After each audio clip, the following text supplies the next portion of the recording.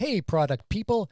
If you want to propel your product brand far ahead of the competition, you're going to love this episode.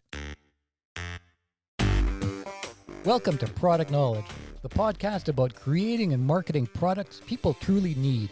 I'm Laurier Mandan, President and Lead Consultant of Graphos Product.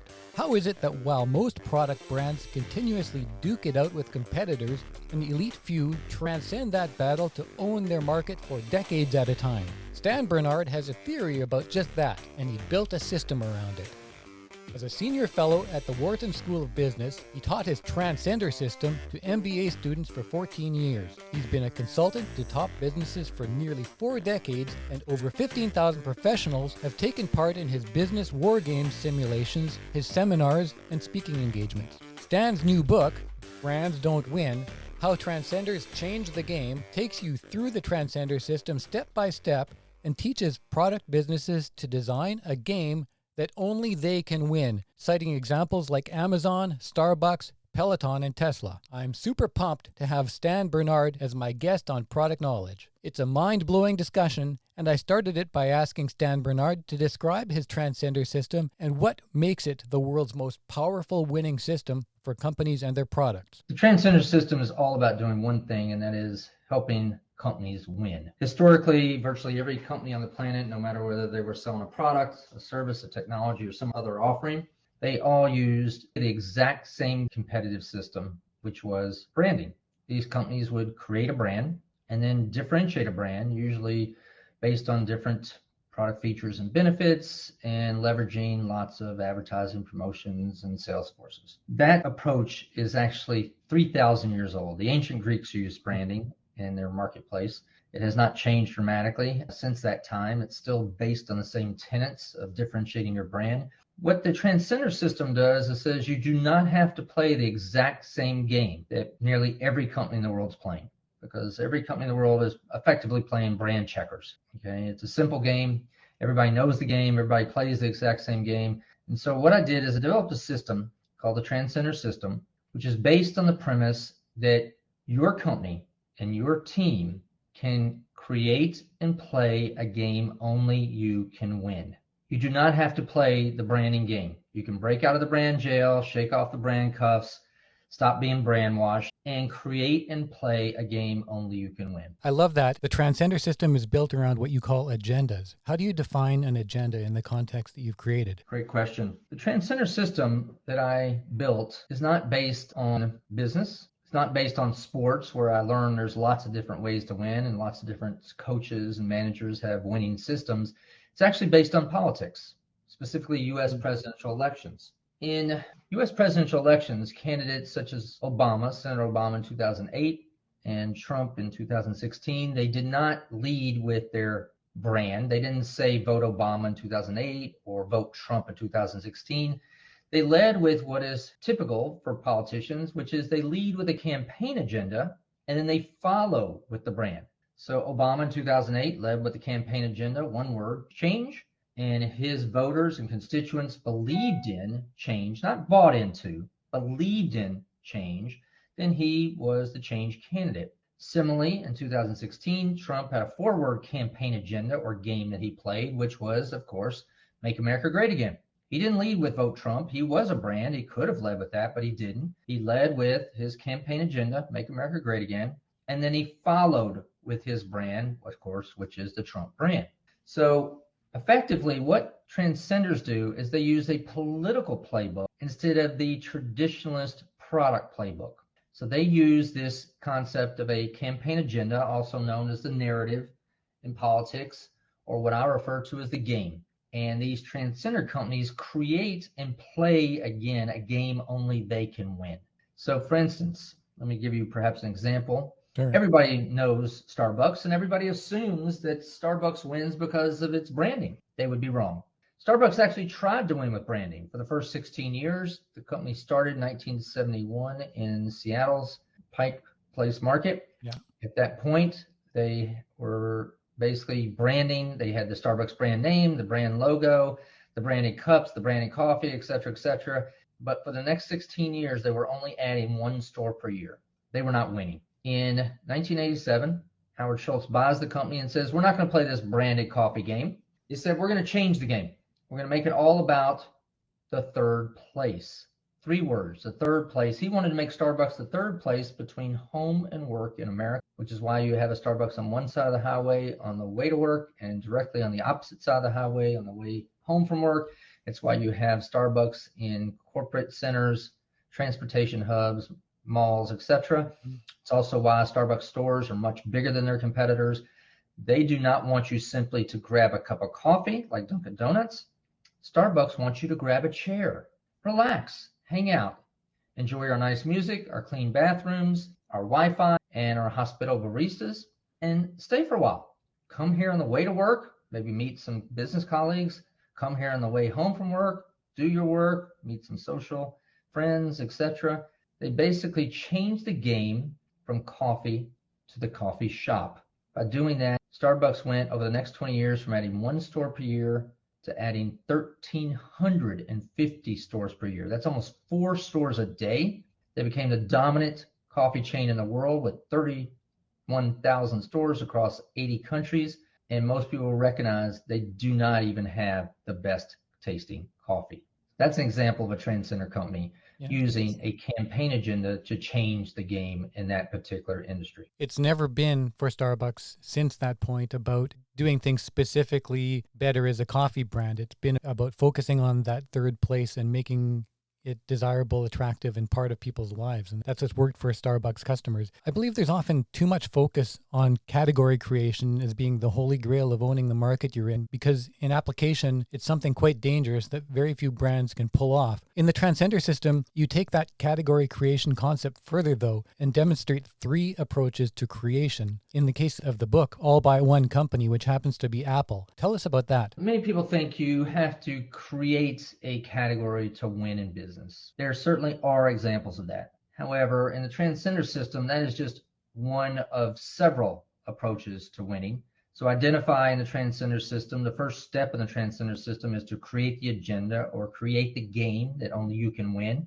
There's 3 ways to do that, and they are competitive creation, competitive recreation, and competitive categorization. Now, let me make this simple because Apple is unique in having basically created an agenda and a game for its 3 products using all 3 of those categories.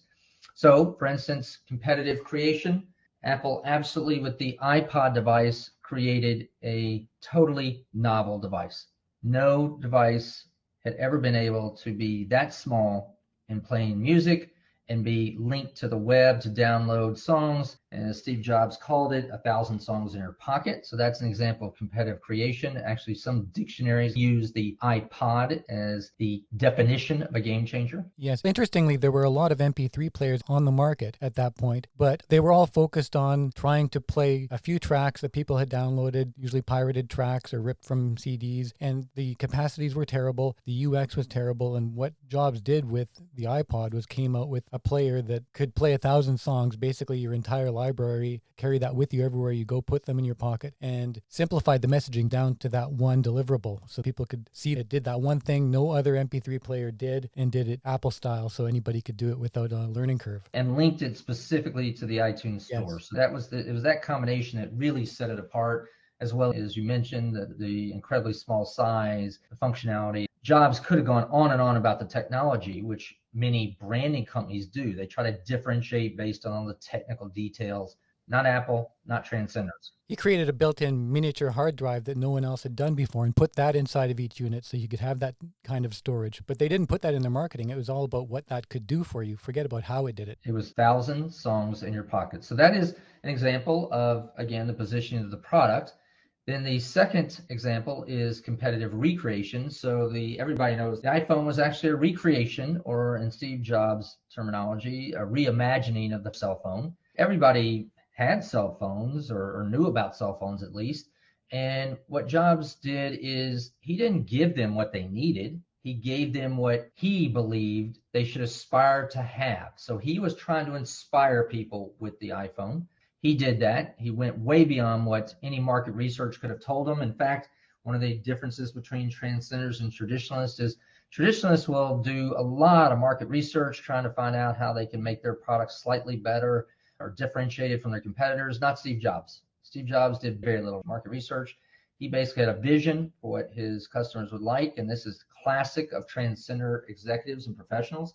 They know better what customers will want or need than even customers. Exactly. He said, I've got to show them what they want, otherwise they won't know. And that's such a good example, though, because I have a lot of friends who are Apple haters that'll be quick to remind you that Jobs didn't invent any of the things that are in the iPhone. And yet they tend to ignore that the iPhone that he created and launched over a decade ago quickly became the gold standard, and every other phone available to this day still looks very much like that original iPhone and still mimics almost all of its functions with improvements since then. But Apple, being a transcender, created everything that you see and everything that you're using. It reshaped the way everybody made phones from that point in. No more styluses. Everything is delicate touch screens. That's such a great example because I can't think of many other developments that in one step changed an entire industry. And not only that, took over and dominated that same industry. I still remember very well Jobs' original presentation talking about the small piece of the cell phone market that Apple hoped to own. And they went from there to becoming quite quickly a dominant player because it was such an important leap. To that point, again, this is classic transcender thinking. Transcenders don't try to just come into a market to compete. They don't come into a market to win. They come into a market to dominate. And often they come in to dominate multiple markets. So the iPhone actually not only dominated ultimately the cell phone market, but also basically the radio or iTunes market, the music marketplace, the video marketplace, the GPS marketplace, on and on. Transcenders don't try to have competitive advantages. Competitive advantages are usually tiny and transient. My product has slightly more power than yours, or my product is more powerful than your product. No, that's not what transcenders do, and certainly not what Steve Jobs did. They basically come with transcendent advantages, multiple revolutionary advantages, as opposed to a few incremental advantages. So that's classic transcenders, which you pointed out. And then the third way is competitive categorization. Now, most people assume you have to be the one to start the category to win. That's not the case. In fact, in many cases, transcenders win categories that somebody else started. They ultimately, though, own the category. And that's the difference. It's not necessarily the first one to start the category. It's the one that ultimately owns it. Let's look at Apple's iPad. The iPad basically was a device that other companies had started in by the name of tablets as many as almost 30 years earlier. What Apple ultimately did under Steve Jobs is they own the category. They said, and again, very simply, he said, this is a third category device.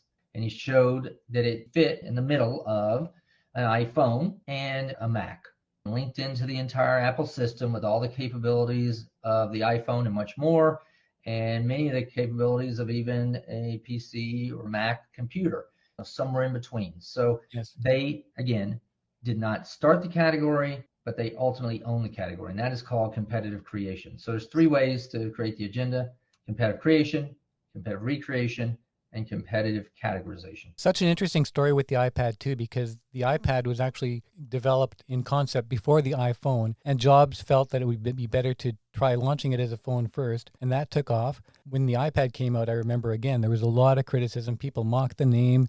Even Jobs, initially at the time of launch, thought he'd finally run into his first failure. Yet his instincts proved to be right, and it turned out to be another product that revolutionized the market yet again by finally introducing a tablet that people really wanted and changed the way other tablet makers designed theirs so that it became a category all the players were again involved in. Yeah. In fact, a lot of people don't realize the iPad was the single best launch of any Apple electronic device in history. It got 90% market share within 9 months after launch.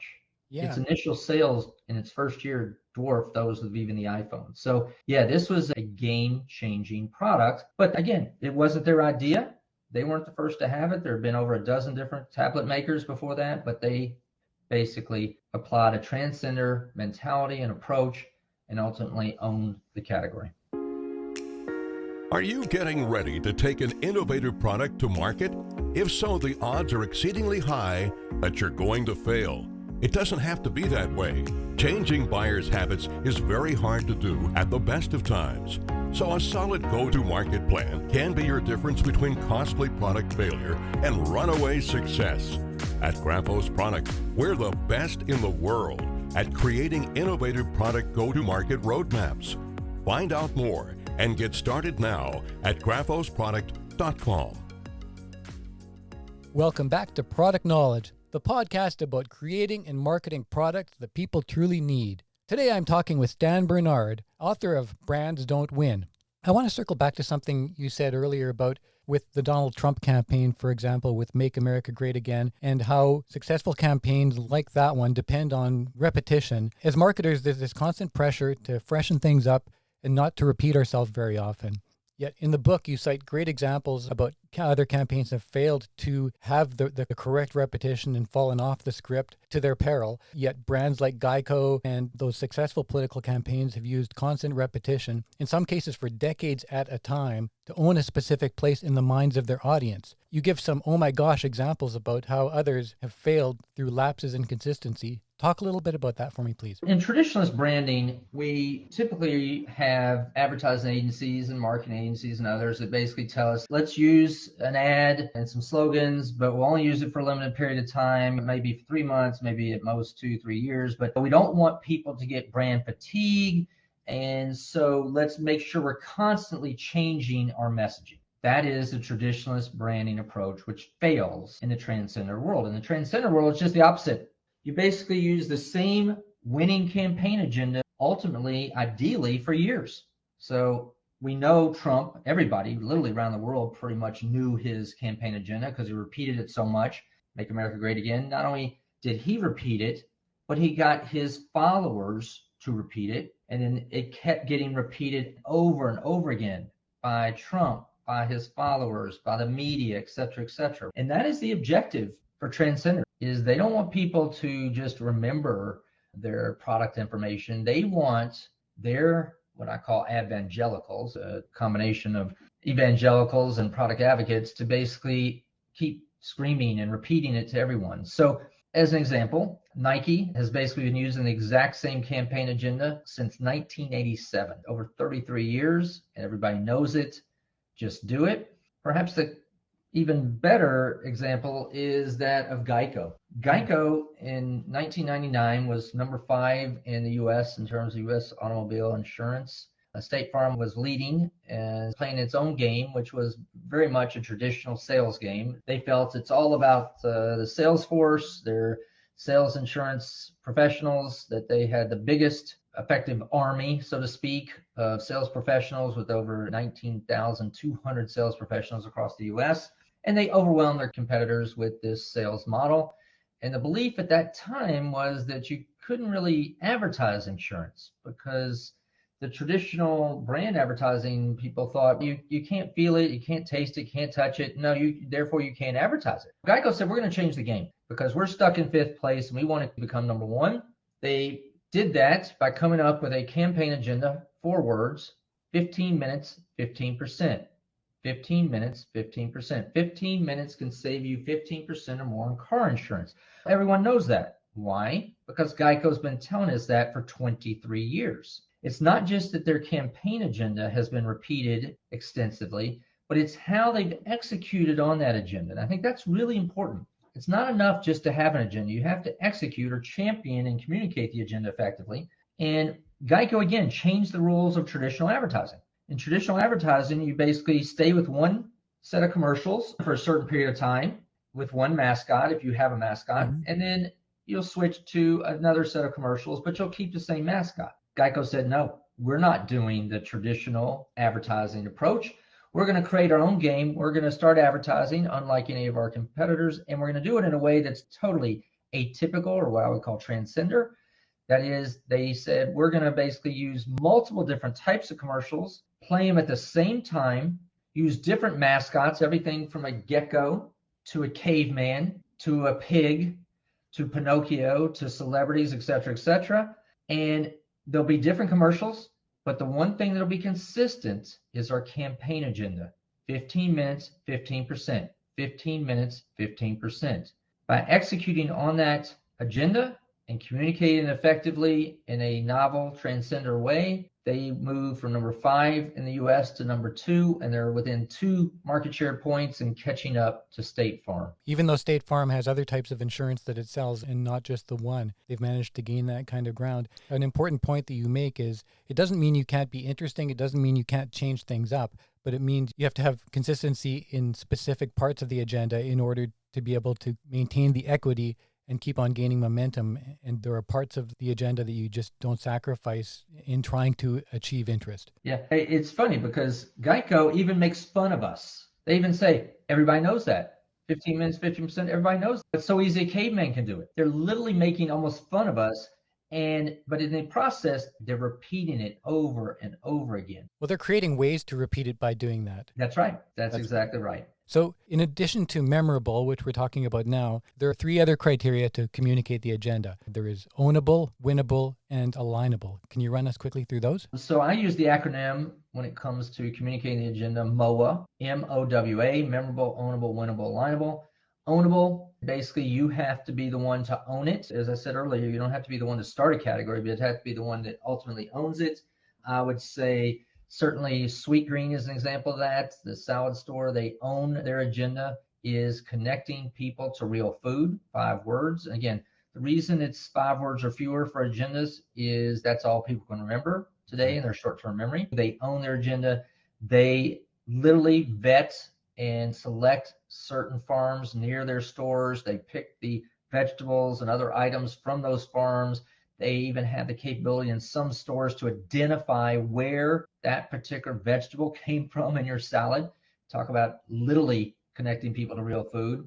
And of course, they also make sure they connect people to real food by providing unusual access. So they were one of the first stores of that type to have what they call corporate outpost. They basically would have salad drop-offs at buildings for companies. So that's an example of really owning your agenda. Winnable, I mentioned Nike, classic winning agenda. I think everybody knows Just Do It, the campaign agenda. But what they don't know is that Nike was actually losing big time in 1987. Reebok had become the hot brand. It was considered a little more stylish. So in 1987, Reebok owned 45% market share in North America. Nike at that point had gone down to 18% market share. So Nike was getting beaten badly by Reebok. And the team got together and said, we got to change the game. We can't keep playing this brand game. Change the game with 3 words everybody knows now. So that is their campaign agenda. They now have 35% more market share than their next closest competitor, Adidas. Last one's alignable. Everything you do should align to your agenda. So the agenda is not just a saying. It's not just a slogan. It is how you execute your business in every respect. And the best example of that is Amazon. Amazon's agenda is 2 words, customer obsession. Jeff Bezos introduced that in a shareholder letter in 1997. He said, that's what we're all about. 2 words, customer obsession. So he led with the agenda, and then he positioned Amazon as the most customer-centric retailer in the world. But again, to him, he never ever said Amazon wins because of branding. In fact, if you look at the trucks that deliver the packages to your home or to your workplace, you typically will not see even the name Amazon on the side of the trucks. Why? Because Jeff Bezos is not playing a brand game. He's playing his own game. It's all about customer obsession. And everything Amazon does aligns to that agenda. So for instance, over 80% of their metrics that they use to determine how successful they are based on customer metrics. That's extremely unusual. When Jeff Bezos originally started putting book reviews up, his financiers told him, do not put up these negative reviews. What crazy retailer would put negative reviews of their products on their website? And Jeff Bezos said, I'm not here to sell books. I'm here to empower consumers to make the right choices in selecting books. This is another big difference between transcenders and traditionalists. Traditionalists are all about the product transaction. They want you to buy into what they're saying. They're selling you. In the case of transcenders, they want you to believe in their agenda. They want to inspire you. And if they inspire you and you believe in their agenda, then you're more likely to buy their products. Everything Amazon does, from the CEO to the person delivering your packages, is all about customer obsession. That to me is true alignment. The fourth aspect of communicating the agenda effectively. So we have ownable, winnable, and alignable, as well as memorable that we talked about first with regards to communicating the agenda. The third and final step in the Transcender system is to champion the agenda. And there you give us, you're really great with these mnemonics, 4 A words: access, advantages, evangelicals, which you talked about, and awareness. Can you run us through again briefly what those mean? Yeah, and I absolutely use alliteration and mnemonics because ultimately, to win in business, people have to ideally not only remember, but recall and repeat to others your agenda. So that's why I use these types of techniques. I was trained in cognitive therapy of different types through med school and other aspects of my career. I love them, by the way. I love the mnemonics because with any system like this, you have to remember the components. You have to find ways to put them together in your head, or they're not learned. You just move from there to the next shiny thing that rolls your way. And in order to have a system that is achievable like this, it has to have tricks to help implementers remember what they're working with. Absolutely. So the first of the 4, what I call winning A's, and these are the ways to champion the agenda or execute the agenda effectively, is access. So in the Transcender world, access can be of 2 types. It can be limited or unlimited. So an example of limited access would be, many people may or may not know Zara Fashion, but Zara is the #1 company in the world in what's referred to as fast fashion, which is effectively their agenda, and they become the owner of fast fashion, even though they weren't the first to do it. They're the #1 retailer in fast fashion in the world, based out of Spain. And what they do that's unique is, first of all, they provide over 10,000 new clothing items for women in their stores each year. That is multiples more than any of their competitors. And not only do they do it on a quarterly basis or a half-year basis like their competitors, but they actually do it every week or 2. They come out with hundreds of new fashions in their stores, get them to their stores. So it's almost unlimited number of fashions, but then they limit how long those particular items are available. So it's a scarcity principle. You might only see an item in the store up to 2 to 3 weeks. So therefore, when you're in the store, you better buy it then, because it may not be there tomorrow or 2 weeks from now. So that's both limited and unlimited access. Another example is Google provides unlimited access to information virtually, and their agenda is basically access to the world's information. 5 words. Access to the world's information. So that's an example of access. It can also be access to community. For example, Facebook or what Peloton does, giving you access to a community of like-minded athletes or people training, and those celebrity trainers you get with Peloton. I'm a Peloton rider, so that one resonates with me. Yeah, absolutely. So this is why access actually is more important than price in the Transcender world.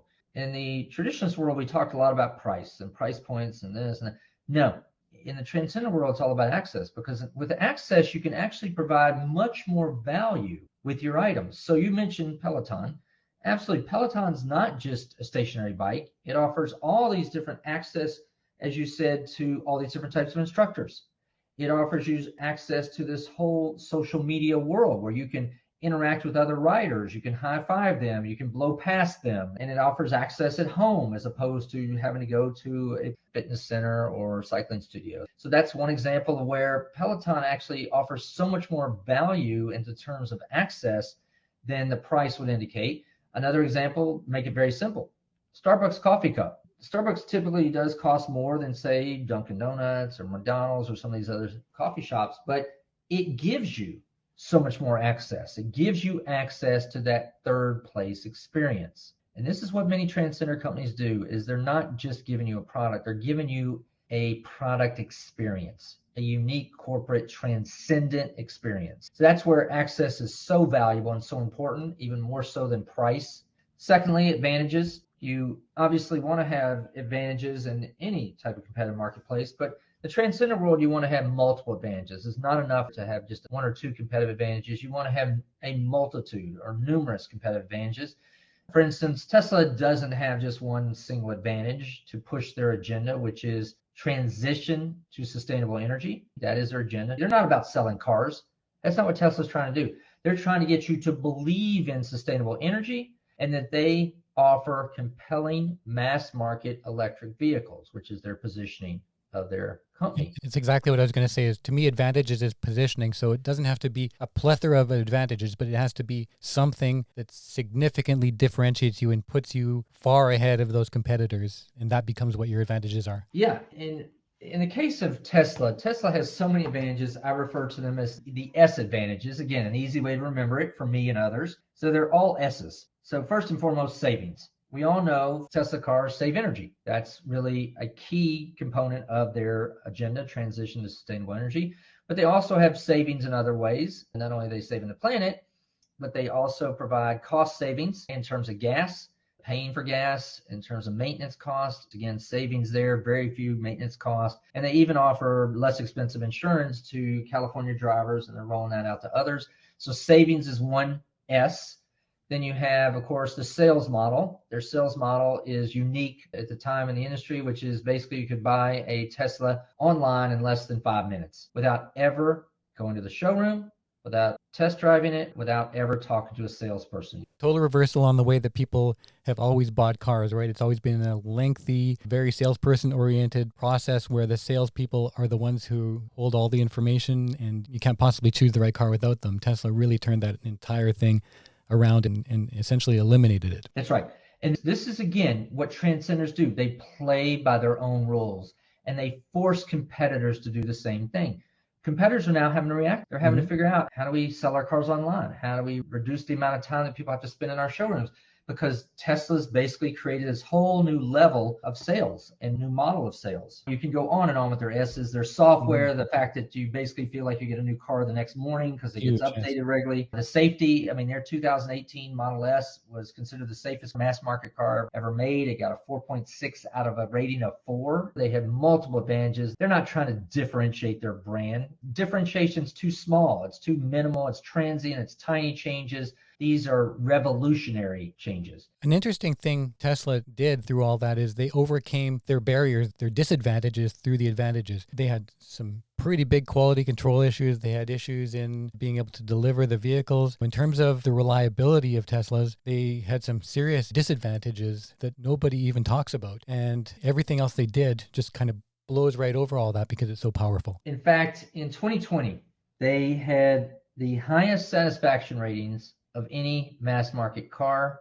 The same year, they also had the highest defect rate of any mass market car. The traditionalist manufacturers are saying, we would never put a car out there like that with this many defects. How can that be? Toyota can't imagine what just happened there. But what Tesla owners basically were saying is, we understand that you're continuing to make this car better and better.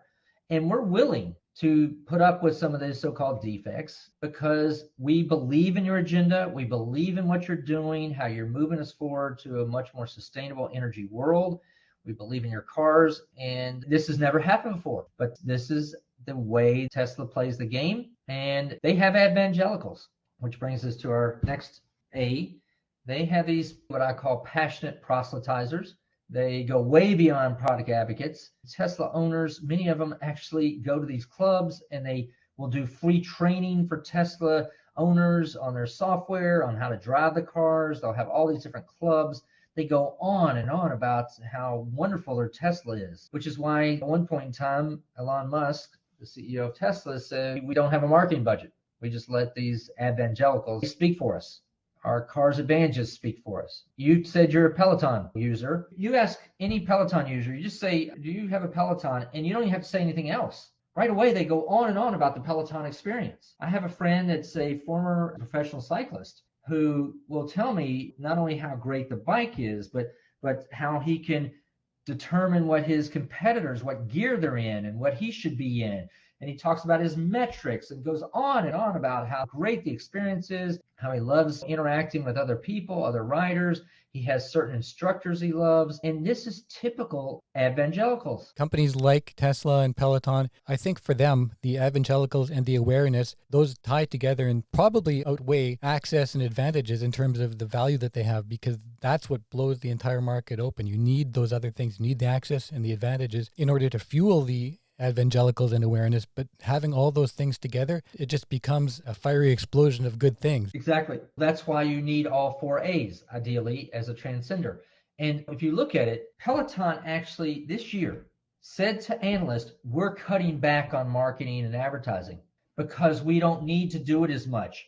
Our Televerse, their evangelicals, their cult-like following, which is the biggest in the industry, is doing so much to push our agenda and ultimately, therefore, our brand that we don't need to spend as much on advertising promotions. I talked about Elon Musk doesn't use as much advertising promotions as competitors. He's not even close to what GM and some of the other car manufacturers use in terms of advertising promotions. The branding model is dying. Over time, you're going to see less emphasis on branding and more emphasis on transcending. What advice do you give to businesses who want to implement the Transcender System, but know they're going to have an uphill battle setting out to be so unique and to adopt what you refer to as a winning mindset? The first thing is, honestly, is if they read this book, they will see that it's actually a very straightforward, very practical approach to winning with the Transcender System. And so what I do is I recommend they start simply by using step one. Come up with your own agenda. Create the agenda. 5 words or fewer for what you want to use as your game so that you force your competitors to react to you. 5 words or less. Don't use the elevator pitch. The elevator pitch is too long. It's 30 seconds or whatever, a bunch of sentences on an elevator. No, use the elevator close. 4 words. Wait, hold that elevator. That's what I call the elevator close. If you only say 5 words or fewer to someone in an elevator about your company, your products, what would it be? That's where I recommend starting. And it will really force companies and executives and their professionals to really think about what is it we stand for. How are we going to inspire people, not sell people? People don't want to be sold anymore. They want to be inspired, just like they want politicians to inspire them. They want companies today to inspire. So that's where I'd start. Create the agenda. That's the first step.